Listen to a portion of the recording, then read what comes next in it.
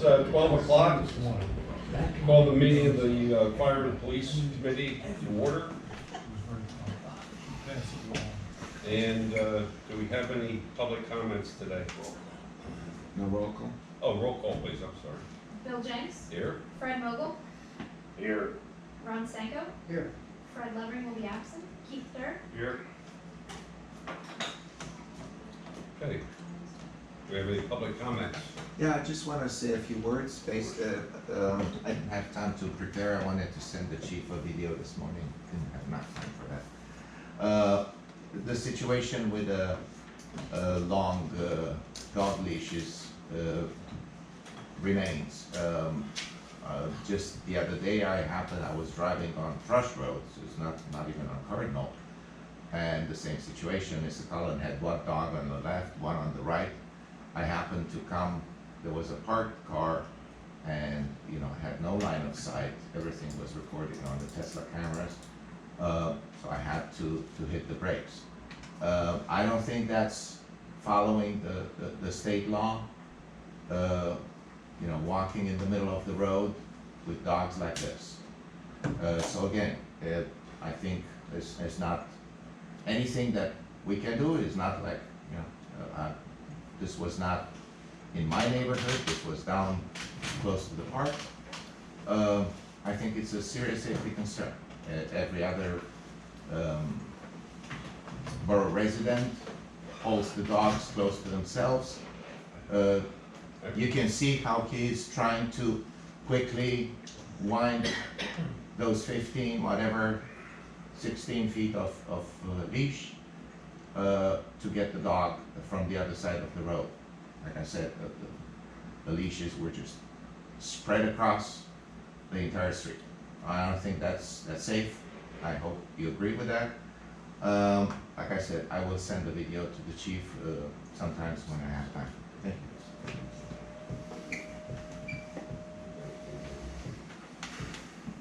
Okay, thank you for your comments. Move on. Colin's tied up at a gas leak, but he's gonna be here as soon as possible. Okay, so we'll move on to Western Berks. You do have our monthly report. I do have two things for you on that. The municipal membership, again, is asked again for. I sent a PowerPoint for you guys to review, but also to ask for one member of council to be on a committee to serve as a individual for kind of the big six, or big six, eight agencies. I didn't want to give you the whole thing, though I just sent it to you so you guys Okay. but just going into and what kind of steps we have next. We have the big six of municipalities that are going to get together somewhere around the middle of the month and just have some open discussion. And I know the CELG is now taking on something, but I don't know what that is. Who's the CELG? Center for Excellence in Excellence Local in Government Paul Jansen. through Albright. What would they be about? There. I just got a memo that they want to talk to EMS. That's scary. So, Okay. so consideration for the municipal membership and to pick someone to be a member for the authority type stuff that we're talking about. And bring that back to you guys later. Okay, that's something we can discuss at our next council meeting, executive session, to see who would be interested in participating in that. Who's the big six? That'd be West Riding, Wyomissing, Spring City, Spring, Lower Heidelberg, South Heidelberg, Orangeville. No, we don't really count West Riding because they're on the edge there. But they're inviting them. I call them the big six, but they give us the city, so the big seven, Tom, is that better? I'm just wondering. It's like, how many teams are in the Big Ten? Yeah. The annual, monthly report, is that a financial report? What is it look, I've never seen one. Oh, the monthly report? Yeah. That's just how many calls we do. Oh, okay, nothing financial. No, I can give you all of our financial stuff and everything. Okay. Was that- Tony's usually. Was that sent out? His usual. Michelle? I just sent it to her today, so. Oh, okay, so we The haven't- PowerPoint, we literally got Just 15 got, minutes okay. ago. So are you gonna send that out? Calls and stuff. Yes. I'd like to read it. Yes.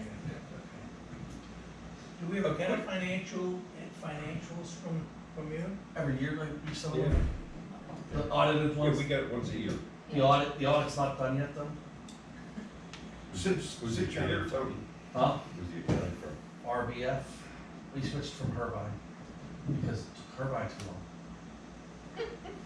Signed my taxes yesterday for 2022 from Irvine. So you went from the front end to the back. Tony, while everyone's here, you want to give us just a quick synopsis of what your, your intentions with this, So, number one, we have this idea is, we're looking at alternative ways to fund EMS. EMS is unlike all other public safety departments. You know, we are public safety, we are health preparedness, we are paramedicine, we are community centered, we're a whole bunch. How we funded EMS in the past, where we did municipal memberships, we did municipal contributions, memberships, we billed insurance, and then we billed after to non-members. Insurance companies, our two biggest providers are the state and federal government, who are paying next to nothing for insurance. So if you could go back a couple slides, or up a couple slides. I think it's up. Reverse or Yeah, forward? Go that way, up. So, keep going up. Click on the first slide there, the first one, the red down, that one. So, this is our problem. Medicare pays, it costs us about $668 to do an EMS call. Medicare is only paying just above $400. So we lose $176 on a Medicare call. If you go to the next slide, on a Medicaid call, that's the federal government, on a Medicaid call, we lose $267 a call. And similar to BLS, and then ALS for the BLS and all that. So we lose, we're not getting what we need to. The smallest version is commercial insurance, and that gap is very small, minimal. So where everyone says, well, EMS can bill, you're absolutely correct, we can bill. Unfortunately, we can't bill what we're worth because the federal and state government will not pay us that. So we've got to find other ways to fund it. We're kind of like the police department, we're kind of like fire, where we need funding to cost for readiness. It's not like we can be there and say, oh, here's my crystal ball, here's gonna be a call. You've got to be ready 24/7 for it all. The difference between fire and police versus EMS is, yes, we don't cost as much because we can bill and recover some of that. So while we don't cost $600–700 a household, we might only cost $100 a household. And that's just using numbers, you know, just throwing numbers out there. That makes it explain to you? So we're looking at what we can do is, now they're starting to talk about EMS authorities, where municipalities are coming together, creating some type of, like a water and sewer authority. It would be an EMS authority, and then the municipalities would have control of setting all the rates, setting the budget, and everything else, where it makes EMS a lot more substantiated, where they can keep up with kind of public similar, well, to like water or, you know, with Tom here, like we're doing with, you know, West Side Emergency Management. Yep. Okay. The, now where does this House Bill 2023-14, I believe, come into play? Is that the one for authorities or for? EMS support, additional monies to E EMS. They said they've given $35 million for extra for EMS. 2 years ago, they gave $50 million for COVID, and each ambulance agency got $33,000. Well, that's all great. The problem is if you were an ambulance service and had one ambulance and did 200 calls a year, you got $33,000. I'm an ambulance service that does 20,000 calls, I got $33,000. Therein lies the problem, is they're not basing it on volume, they're just saying, here's 30. Well, that might be a year's payroll for them, for their volunteers, that's less than a week for us. Is that House Bill passed, or is Not that yet. still? They're still fighting the budget stuff, but we're watching them all and Okay. calling all the time. So the concept would be that the cost for the EMS authority would be passed directly on to each resident Correct, on a per resident basis, correct, but per household basis. per household. But to all residents across the entire span, not just our 5 that are giving it to us. So all of those municipalities. From back before, that's the idea would be to do that. Not just the top, not the big 6. Not the big 6 funding it for everybody else, it would be, the big 6 is to make sure that we're on the right track, or the big 7, so Tom's happy. To make sure we're on the right track, because somebody might have a better idea. So if all the municipalities are paying their fair share, whatever that is, and then you have all the people that need to go to the hospital in an ambulance, which you don't know until they get there, and somebody's gotta get paid for the ride that you gave them. How does that factor into what your costs are on an annual basis? Because you don't know how many people Wyomissing are gonna need ambulance. So basically what you're doing is you're setting a budget across all the municipalities. So it's similar to setting your police budget. You're setting a budget saying here's what we think we're gonna bring in revenue-wise from insurance billing, because you're still gonna bill the insurance, because you don't wanna bill not federal and state, because you'd be nuts not to. And then you say, oh, here's what we need for salaries and capital expenditures. Okay, we're gonna set the rate for every household across the entire community at this. Entire community being all those communities? All 21 municipalities. So West Reading, Wyomissing, Everybody. paying the same. Paying the same. Jefferson Township would still pay a per rate, the same as a. Same as everybody, yep, everyone would pay the same. So you're asking for the Reading Hospital or Tower Health to send you a spreadsheet at the end of the month of all the people that went to the hospital, and all the fees they received for an ambulance call, and then you get all that money? No. So how we bill insurance is when I take you to the hospital or Bill or anyone else, we get your individual insurance information and then we bill. Western Berks does its own billing. We bill it, the insurance, that money then either goes to the patient, depending on if you have commercial insurance. You get the check and then have to turn it over to us most of the time. Or if it's Medicare or Medicaid, it comes directly to us automatically. We know all those numbers and we know what our billing collection rate is for Medicare, Medicaid and all that. So we know what our percentages are. And then you just have to set the key budgets of what salaries and all that are not gonna be covered. And then you're gonna just set an overall budget so you can bill everyone the same exact. So it costs $680? Right now, it costs us $668 to do a transfer. Yes. Across the county? Across the county for us. Okay. But that's what we're gonna talk about. Okay.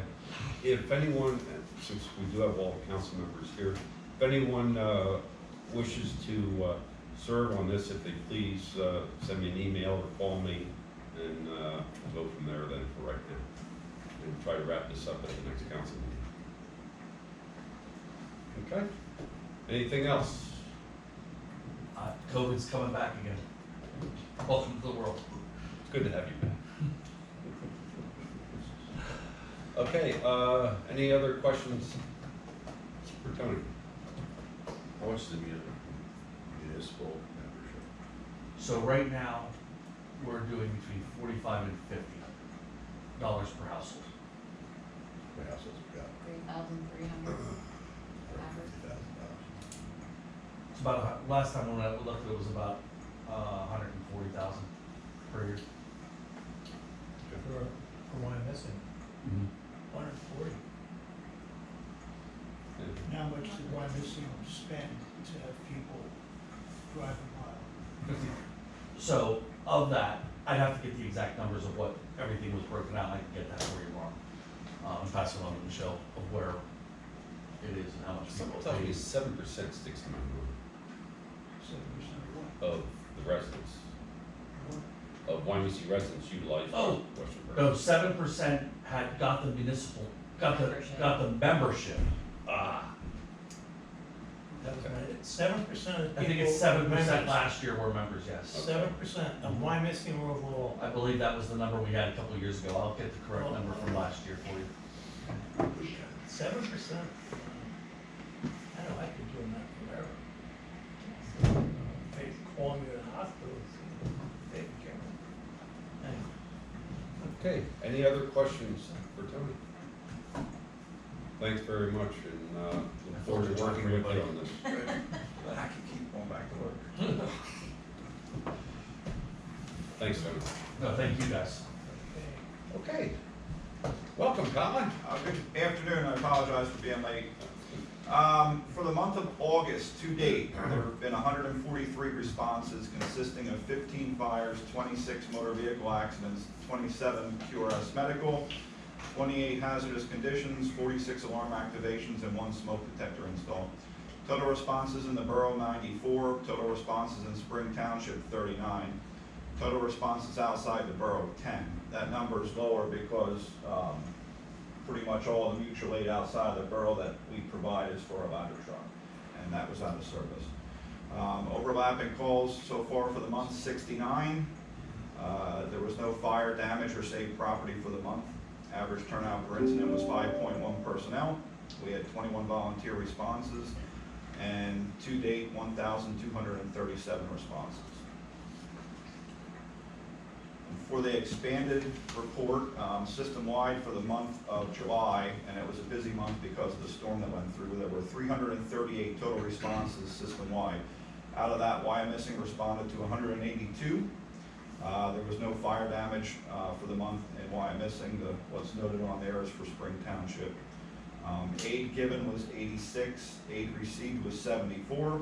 We had 151 overlapping calls. That was broken down between 51 between Spring and Wyomissing, 36 Wyomissing, and 64 with Spring. No Narcan administration. Our busiest day of the week was Sunday with 89 incidents. Busiest hour of the day was 2 p.m. to 3 p.m. with 26 incidents. Average dispatch to en route was 1 minute 52 seconds. Dispatch to on scene was 7 minutes 8 seconds. And our average on scene time was 19 minutes and 52 seconds. Got it. We provided aid to Lower Alsace 2 times. That was during the storm because the county fell apart. We got canceled from those. Alsace Township, Landon, 12 times. Moraldale 1, Western Berks Fire Department 18, Mount Pleasant 1, Kempton 1. That was just a fire marshal assist.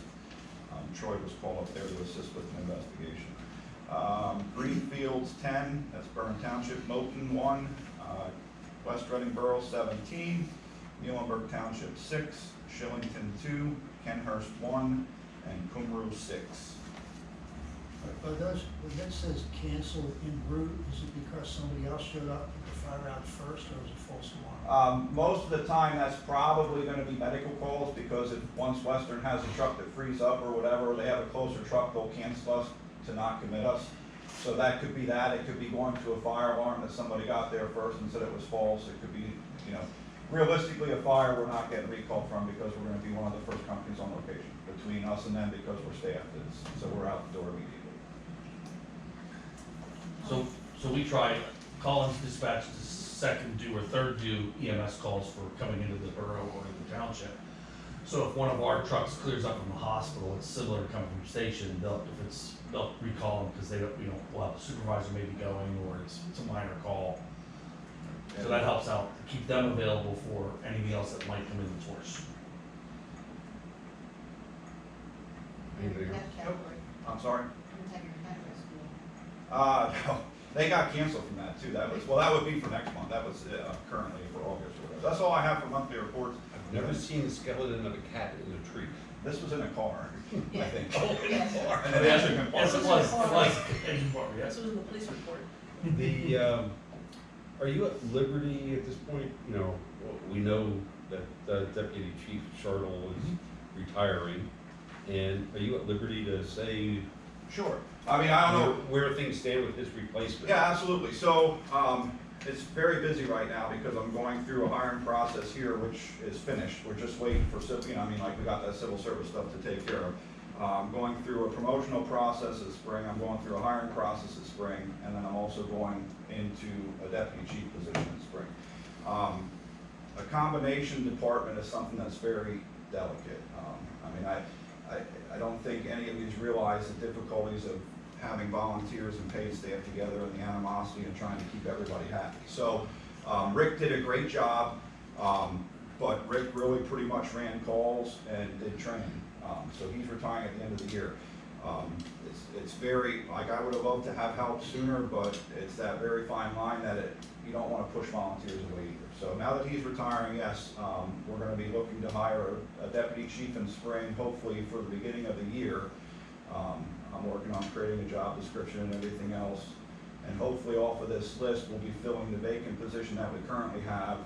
And then, depending on if it's internal, we'll be able to put another person in place to fill that position. If it's external, then we'll be up to full staff either way, where we need it to be. Okay. All righty. And are we exploring, at this point, just possibilities of of a new piece of apparatus for this borough? Absolutely, that's gonna be something that we're gonna place in the budget this year. Ultimately, though, from what I understand, I'd have to do more digging, once we know we got the authorization to move forward with that. You're looking at a 2-year delivery time, and there's no money up front until that 2-year point. That's just why I'm asking that. It's gonna take 2 years, we need to. And there's potential things that you can get on a fast track thing, so, it all kind of depends on what we're looking for or where we're at. Okay. The average is about 10 years life expectancy. The engine's a little bit older, that's kind of reserved, so that can go up to 20 years according to an FPA, if we follow an FPA to the letter of the law. So, we're in a good place now, potentially to purchase an additional ladder truck, keep the one that we have that's still got the 7-year warranty on it, so we still got warranty time on that. And then hopefully that can be the 2 pieces that we have, and then we always have an aerial device. Okay. All right. Keep us posted. Yeah, we'll be coming, because budgeting season's ramping up at both places as well too, so, that stuff that we're gonna project in there, again, not necessarily that is something we have to pay for, but I wanna get authorizations and stuff in place so we can go ahead and start speccing them. I mean, it's not gonna take that whole big of a time to spec something. Realistically, in a perfect world, we could have one of each, but realistically and for simplicity, it would be beneficial to have an identical truck, so everything's the same with setup with operations. And we successfully showed that this thing operates and handles everything that we need to do, and it's basically running all our calls. Okay. Any questions for Colin? Thank you, sir. You're welcome. Moving on, police department, chief. Good afternoon, everyone. I want to start by giving everyone an update on our hiring and promotions process. On October 2nd and the 3rd, we're doing the promotion testing, the actual written testing. We're doing it on the 3rd because one of the candidates for promotions for sergeant had already been pre-scheduled for a training, so he's going to be allowed to take it the following day. I have the interviews scheduled for October 12th. Everybody that passes the sergeant's test and those going for the lieutenant's position will have their interviews that day. I have 3 different chiefs from throughout the county coming to proctor those interviews. The PT test for the sergeants is then scheduled for October 26th. That's being done at the Reading Police Academy at Alvernia. So my plan then is to hopefully have civil service be able to meet in early November. I know that you were talking about meeting them as well, to be able to bring to this committee at the November 27th meeting, who is being up for promotion, so that everything could be set for the council meeting in December. The same would then go for our candidates for the new position. We are now down to 4 people left on the list. If you recall, I said we had 12 applications come in, 9 people came and took the written, all 9 passed. At the PT session, 1 withdrew before the PT date, 2 failed the PT, so that put us down to 6. Since we've started the background investigations, we've had 2 withdraw, so we're down to 4. So my hope is, I've told the detectives, I want good, backgrounds done, to have them done by October 31st, so that it can get all in line with the plans for hopefully the civil service and everything like that. They're trying to get them done though by the end of September. So as long as things stay quiet, they can spend a lot of time on that, that's what they're gonna do. So they're pushing for September 31st, but I told them October 31st is the drop date. How many of the four have the academy? One. So that person is currently sitting at number 3. So if things stay, So putting somebody through the academy, it sounds I mean, we'll see how everything shakes out in the backgrounds. How quickly, if you finish that investigation slide to September 30, could civil service schedule a meeting in October, or would you have to wait till November anyway?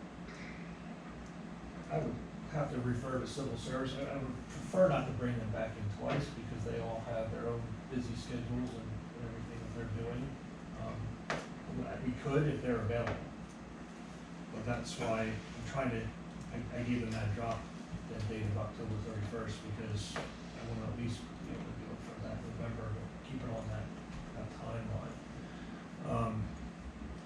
But, so that's where we are. So I'm expecting by the end of the year, coming to council to do the promotions and the hiring. The next academy would start in early January if it is somebody like that, so that's where we're at with. So on the early November, would you refresh my memory as to how many guys are going through the process for early November dates? For which, for promotions or for? promotions? Well, right now, we have 6 people taking the sergeant's exam, and then 3 that are in for lieutenant. So, I don't know how many of them are, I hope that all 6 pass the written test, but based upon how many pass, that's how many will determine who's doing the interviews on October 12th. And all those are in-house. Everybody's in-house. Everybody's in-house. So, if half pass, that means we'll have 6 total people doing interviews. If they all pass, we'll have 9. So if someone took the test, can they take the test for both? No. So if you're in for sergeant and you lose, Right, you have to be in for lieutenant, you have to already be a sergeant. So those that are taking the sergeant's test are ineligible to be lieutenant. So, yeah, so that's why I hope to be bringing in November 27th, at that F&P meeting, I'm hoping that everything is settled, that we'll be able to have it on the then council meeting in December. Sounds good. Next is, I want to discuss a parking space application that I received for 25 Reading Avenue. This is Terry Bear. This is actually not for a residence, it's for her business. It is the hair salon right there at the corner of Reading Avenue and Hill Avenue. What's that? It's Ballywick, is the name of it. Yeah. She's asking for a handicap space for several of her clients. She has no off-street parking. Her biggest concern is with all the new businesses along Hill Avenue taking up spaces, that her clients that are handicapped are not going to have close access to her business. She has listed the name of some of her clients that she claims are handicapped, but there's nothing submitted here to show that any of these people are. There's no placards, registrations, things like that. I don't know if you recall, we did the same application, was down here in the 900 block of Penn, and that was not recommended to have that sign put up because Because there was we one just already don't- there, right? well, there's one down the block, yes, but it's also difficult to say that how often they're gonna have those handicap licensed or placarded vehicles and then not, and then that space cannot be utilized for anybody else in that area. So based upon that, I would recommend that we do not recommend the signage be placed for the handicap space in the block. Any discussion? It's certainly justified from past precedent, but I think we can use the past precedent to, Yeah. since it's not for a specific individual, I would agree. Any other questions? Entertain a motion? I mean, we not, Then or not, Second. yeah, deny, that we deny the request. Second.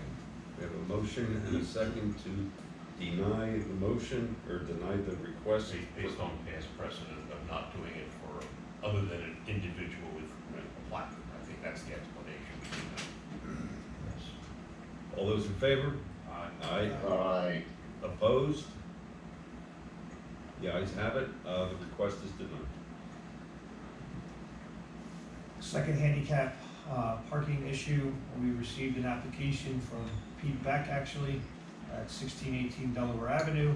He's requesting a handicap sign be placed in front of his residence because of his daughter that has health issues. There is no other handicap spaces in that block. He has submitted the paperwork. He has a handicap placard that is up to date, has been checked. So for those reasons, then I would recommend that we do authorize the placement of the sign application. I'll make a motion to approve it. Second. Motion and second. All those in favor? Aye. Opposed? The ayes have it. So approved. And final handicap issue, there's a sign located in front of 1529 Garfield Avenue. The individual that utilized that space has moved, so that sign is not needed to be there any longer for those people. So I would recommend that we remove that sign to open up that space for anybody else's use on that block. So moved. Second. Motion and second. All those in favor of removing that Aye. sign? Opposed?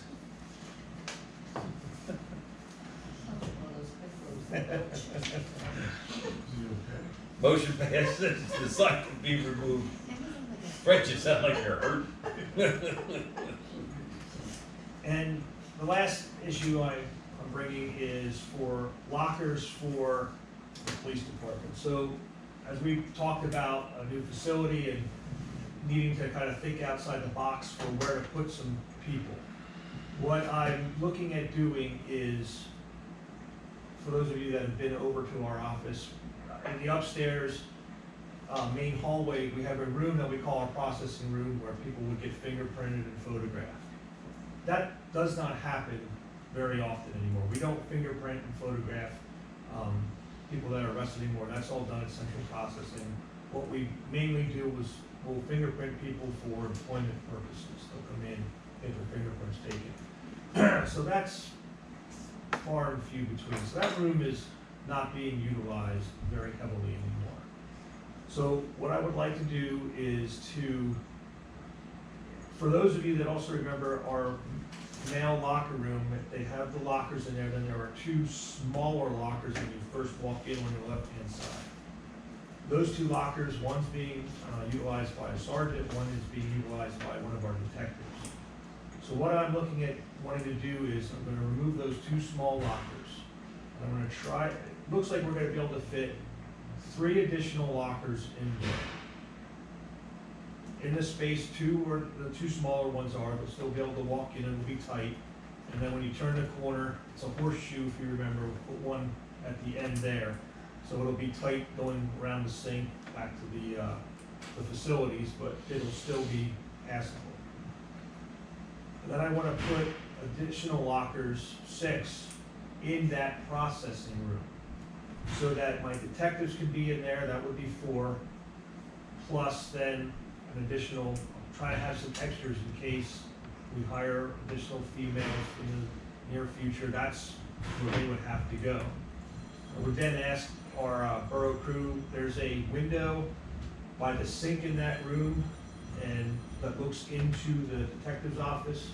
I would just ask them to board that up. We'll get a shade, because that door has a window in it and a class block, so that when that's being utilized as a locker room, somebody could change and have some privacy to do it. That's really the only space that I have over there to be able to do something like that. So that's my thought. So I started doing some research on the lockers, and to get those lockers, it's just under $7,900. I talked to Phyllis about that because of where to take that monies out of the budget. And I had budgeted to get some chairs, which we have received, and I actually got a better deal on it from when we actually ordered. So I have a little extra money there. So I asked if we could split between that, maybe my materials and supplies. And what she's actually recommending is that we had budgeted money this year to take it to redo our HVAC over there, that it come out of that. And then that's why it says on here about moving this to finance, that I would be coming to the next finance meeting to see if we would be able to do that. Yeah, I think what we, what you might be looking for from here is for this committee to support, Yes.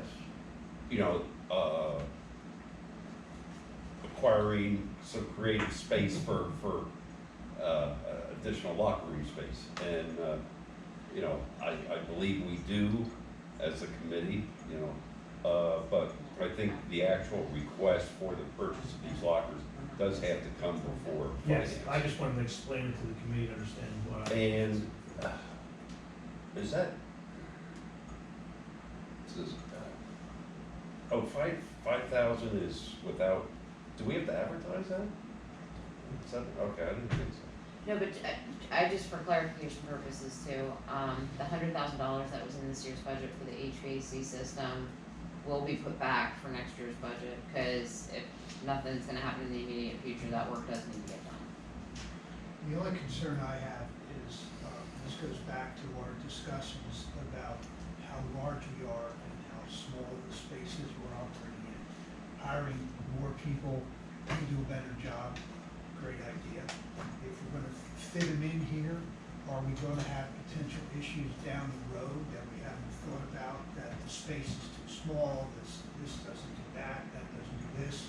Is everybody gonna be happy living in this shoebox that we're creating for ourselves? I think we're all looking at This is a It's band. a Band-Aid. This is just a Band-Aid. It's just a Band-Aid.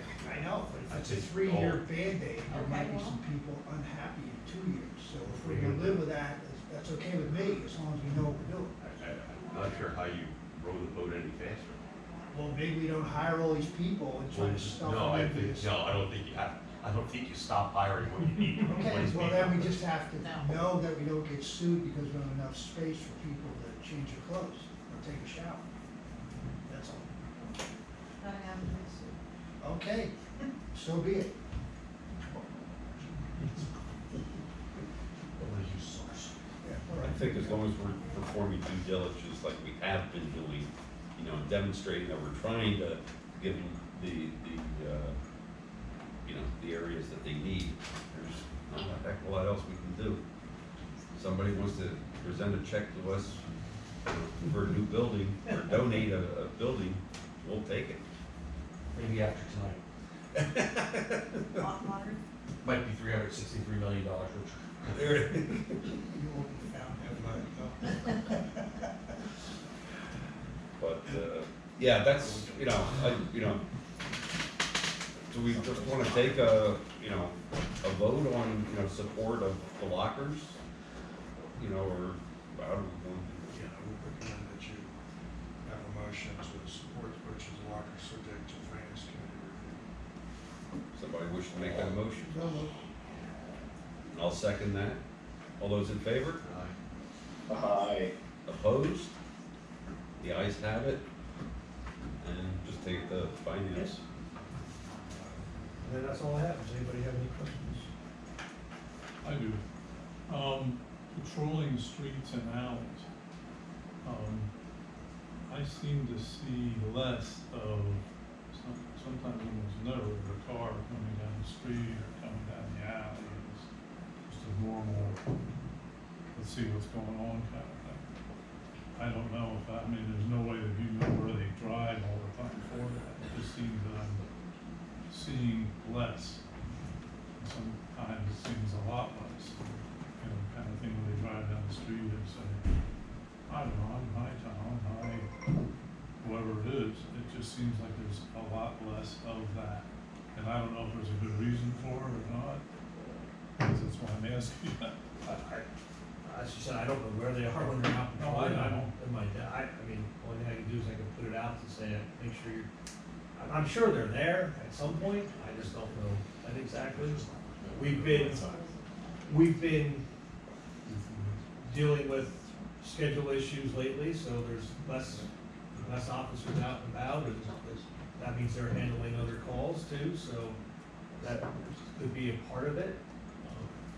But I will have to find out. How many are on the street at normal on a given shift? Depends on which shift and 2 to 3? Yes, 2 a lot. What about over in the hills? Have we heard from that group again? I haven't No, heard anything. not positive, not negative, nothing, just. I mean, they reached out to thank us. Yeah. That's a positive. Well, that's, yeah. I mean, you see it, and I haven't started my monthly report again, but traffic's one thing that they do a lot of, so. Yeah.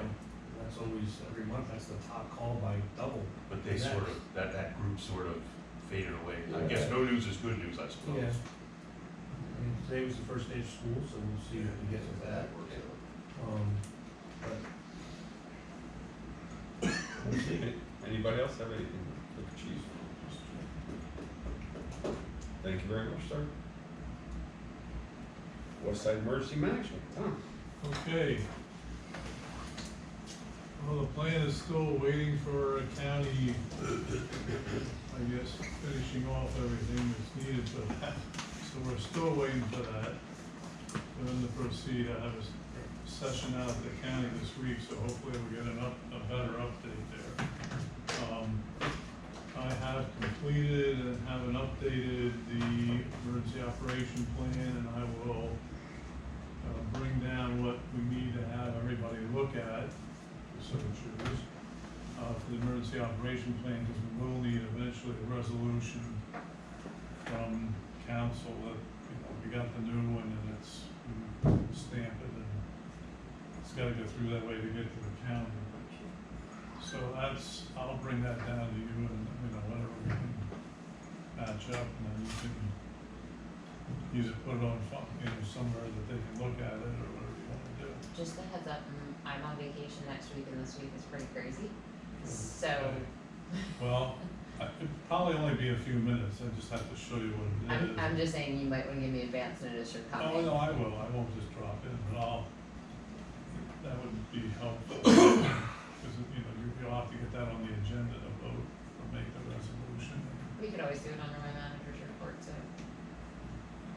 Okay, well, That's probably the easiest way at this point, since the only meeting I'll have, is left our economic development and finance. I have a hard copy, you know, in a binder, and I have a fob kind of thing. And after that's approved, you know, I like to collect the old one. Just because it's, you know, I don't want them getting mixed up and all that purpose, so. It's sitting on the shelf, you know, I like to take it along and I'll dispose of it, because there's like names and numbers in there that, you know, it's nothing like top secret, but What was the date of the last one? 20. Yeah. We'll look for it. And the fob.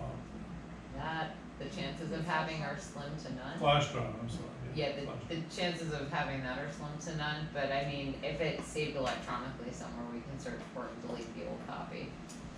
Unless it's They in kind of, safe. they kind of figured this. No. John, are you looking for that to be approved before the end of the year? Oh, yeah, I'd like to, like, once everybody looks at it, you know, I'll distribute them to all the towns in the same way, and, you know, I just wanna kind of finish it up and we can present it to the for the councils, you know, whenever it fits, you know, like in the next one or two, maybe like September, October. Okay. Approved. And I gotta deliver that to the county too, they get a final copy. So it'd be signed off by the fire and police committee as well. Yeah, it can be, or. By council as a whole. Yeah, well, does it have to go Yeah. first with the council? Well, Well, that's why I was asking about time. If we have time, it could go through this committee for recommendation to council. Sounds Yeah, I like we wouldn't would have know- time to do it I at the don't know if you September wanna do it till FMP meeting. September. Yeah. You could, then it could go to council October, Yeah. that's fine. Anyway, that's, it just finished up printing the thing and I got everything, I just picked it up this morning. I also have to go out probably this week now, I got back from Code Red, all the information I need, including a script on this Code Red, checking all the numbers and everything. So it looks like I can probably get that out in the next day or two, so everybody in town's gonna get a call. And they'll review all the stuff that comes through electronically, and who answered, who didn't, and all that. And, I don't think, we don't have to do anything here with that, but in case anybody starts getting calls, I know some people have already called me and said they got a note or something, that something's gonna happen. Lois already has that on the website.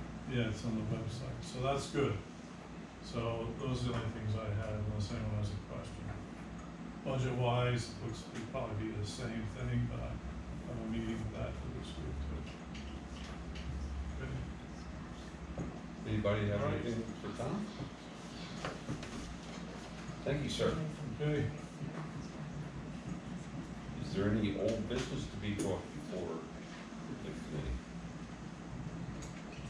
Hearing none, any new business? Okay, hearing none.